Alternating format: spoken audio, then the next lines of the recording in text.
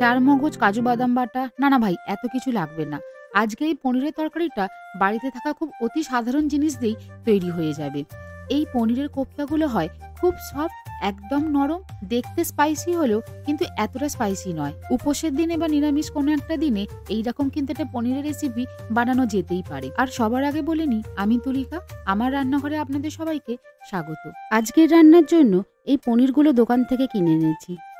Actually এইগুলোকে বলা হয় পনিরের কোপ্তা বা পনির ভাজা, সে যাই বলা হোক না কেন। সাইজগুলো ঠিক এই রকম হয় আর ভেতরটা ভাঙলে একটু জালি জালি মতন দেখতে হয়। এই পনিরগুলো ভালো ঘিয়ে ভাজা আর এই পনিরগুলো থেকে খুব সুন্দর একটা স্মেল ছাড়ে। এই রকম ধরনের ভাজা পনিরগুলো খুব রিচ হয়। তাই এই পনিরগুলোকে কাজু বাদাম, চার মগজ বাটা দিয়ে স্পাইসি ভাবে রান্না না করে খুব অল্প ইনগ্রিডিয়েন্টস, টমেটো, ধনেপাতা, তেজপাতা, অল্প একটু আদা, একটু দারচিনি, 3টে এলাচ আর একটু লবঙ্গ নিয়েই আজকে রান্নাটা হয়ে যাবে।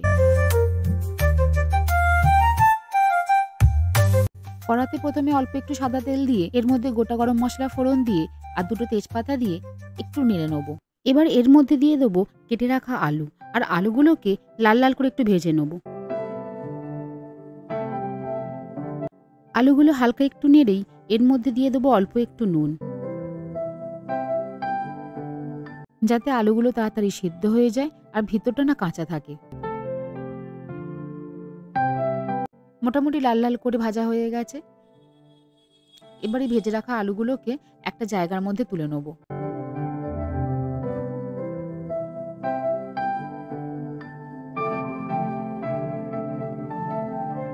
আলুগুলো তুলে নিয়ে ওই একই তেলের মধ্যে অল্প একটু ঘি দিয়ে দেবো আর এর মধ্যে প্রথমে দিয়ে দেবো আদা। সত্যি কথা বলতে কি, বাড়িতে যখন সাধারণ আলু পটলের তরকারি হয় সেই রান্নাটা করতে যা যা ইনগ্রিডিয়েন্টস লাগে আজকে সেই ইনগ্রিডিয়েন্টস দিয়েই এখানে খালি আলু পনিরের তরকারিটা হবে। এবার এর মধ্যে দিয়ে দেবো অল্প একটু টমেটো কুচি, তারপর এতে চলে যাবে লঙ্কা গুঁড়ো, একটু জিরে গুঁড়ো।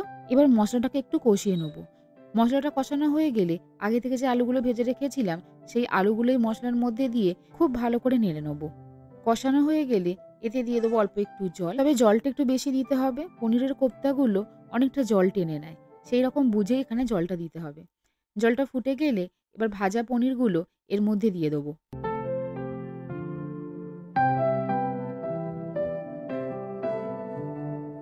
এবার এর মধ্যে দিয়ে দেবো 1 চামচ মতন চিনি বা গুড়।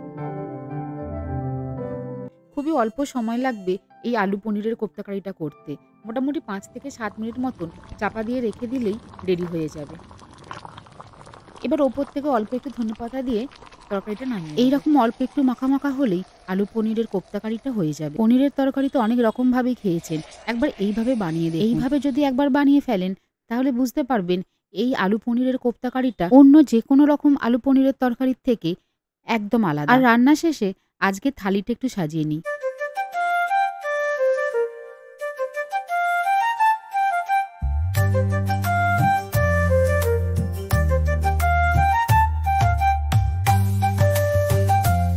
এখান থেকে একটা পনির আপনাদের দেখাই।